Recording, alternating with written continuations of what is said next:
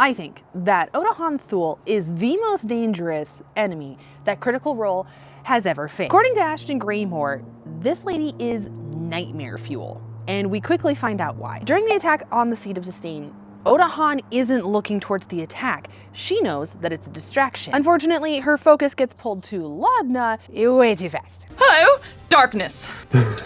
Laudna threw darkness on Otohan, and that was by far her deadliest mistake of the whole battle, costing not only herself her life, but also that of 2 of her friends. There's no way that Laudna could have known that someone like Otohan could do 4 attacks a turn and do 72 points of damage to their barbarian Ashton in a single round. Not only that, she had 40 feet of movement speed and a legendary action called Dash that she could use 3 times per round in order to inflict as much damage on her enemies as possible. The amount of damage that she can deal per round is by far not the reason why I think she's the most deadly enemy Critical Role has ever faced. They've faced people that can do way more damage per round, including ancient dragons. I think she's the most deadly enemy that Critical Role has ever faced, mostly due to her connection. Otohan Thull took over control of Paragon's Call about 5 years ago and has been working within Bassurass and even beyond in order to make connections. She has connections within the House of Mahan due to her affiliation with Armand Treshy, who was using Paragon's Call in order to better his own political affiliations, as well as transport cargo across the continent. But what was she getting from that relationship? Was it legitimacy and power for Paragon's Call, or was it funding for other more sinister projects? She also has connections to the Stratos throne through her affiliation with the Apex Wars, a mysterious war that I hope we are getting more information on soon. She also has connections to the continent of Wildemount, Wildemount being the setting of Campaign 2. In the Faewild, Bertie Calloway mentioned that she saw Otohan Thull talking with members of the Unseelie Court and a tall elf gentleman. Later on, we find out from Ira Wendigoth, the Nightmare King, that this tall gentleman was in fact Ludinus Deleth, the current leader of the Cerberus Assembly. The Cerberus Assembly is a group of powerful mages in Wildemount that, while they say they work hand in hand with the crown and to keep the crown's power in check, people outside of their assembly think that they're up to much more sinister and power-hungry practices. Ludinus Deleth standing next to Otohan Thull in the Faewild talking to members of the Unseelie Court definitely backs up this fear. In Campaign 2, we often saw the Cerberus Assembly as meddling in other people's affairs or undermine the ideals of the Cobalt Soul. They were involved in experimental magic. They even attempted to threaten a main character's family. Trent Iggython was the final fight of Campaign 2 and was finally brought to justice for exploiting minors under his care, doing dangerous experimental magic, and went to prison for his crimes. But if Ludinus Deleth is, again, standing next to Otohan Thull, it's obvious they haven't learned from their past mistakes.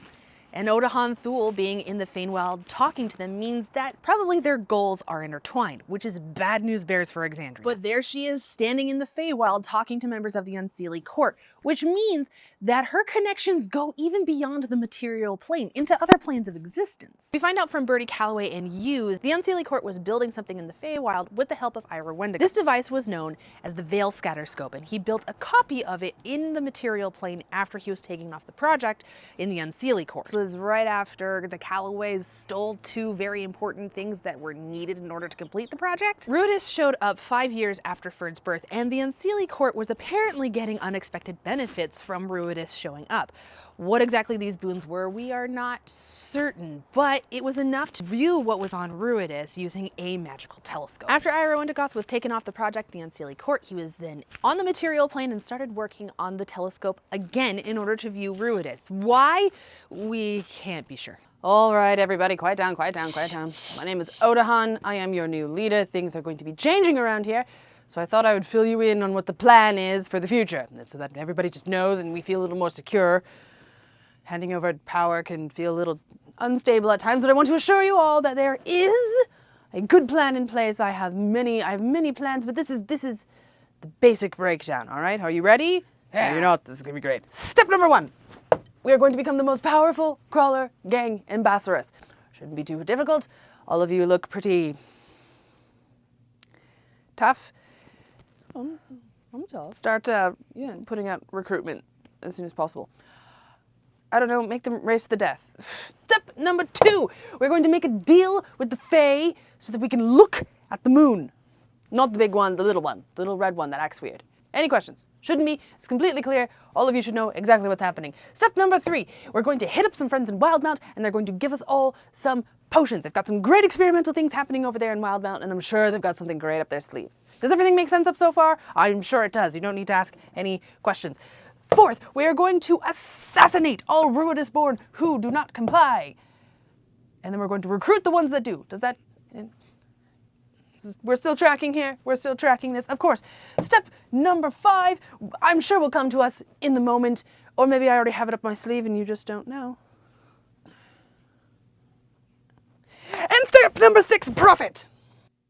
Now is question and answer time. Do you have any questions that aren't completely stupid? So the 3 question marks for step number 5, do we actually know what's happening there, or do you just not have What did I just say about stupid questions? Leave. Go. Moving on, everybody, have a nice day. Goodbye. I think the most chilling thing is what she is doing within the walls of the Seat of Disdain. She's been shipping hundreds of potions of liquid dunamancy, something that only the Cerberus Assembly could give her access to, into the middle of the Odiran Wilds, along with thousands of pounds of residuum, which is a mineral used to replace spell components that cost gold. We found out something weird is happening in the middle of the Odiran Wilds when we talked to Ira Wendigoth at the Callaway Hideaway. Probably something to do with an apogee solstice. The key isn't necessarily the moon itself, but what the moon is hiding. When Imogen and Aurum got to look at the moon through the Veil Scatterscope, they saw 2 things. One, that the moon is surrounded by an arcane cage trying to keep something in. And 2, there's just a whole city sitting on the moon in the middle of red storms that look identical to the one that Imogen has in her dreams, because, you know, cool, it can't just be one thing. No, couldn't just be one thing. No. With this, we find out that there are new scrolls recovered from the Age of Arcanum, detailing the legend of 2 gods that were sealed away somewhere, probably on the moon from what we can ascertain, oh no, and whose names have been completely forgotten from history. Who are these gods, and how did they get themselves sealed away? The rest of the gods of Exandria were sealed away behind a thing called the Divine Gate, which made it so that the wars and bickering of the gods never affected the material plane again. But if there are 2 gods who are not only not sealed away behind the Divine Gate, but were so bad that they were sealed away before Asmodeus? What did they do? And what if Otohan Thull not only knows exactly who these gods are, but has been in contact with them for multiple years, and has what she believes is a foolproof plan to break them out of their arcane cage?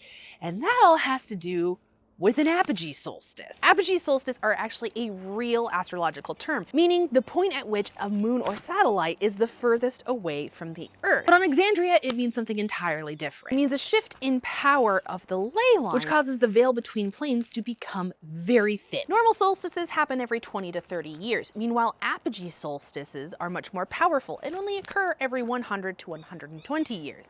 It's in fact rumored that if one wishes to achieve godhood, all they have to do is complete a certain ritual during an apogee solstice. This seems to me like the best time to release 2 gods from their arcane cage and become a high priestess of the only 2 gods to walk beyond the Divine Gate. I don't know. That's just theory. The priestess of Ruidus born? Question mark? I don't know.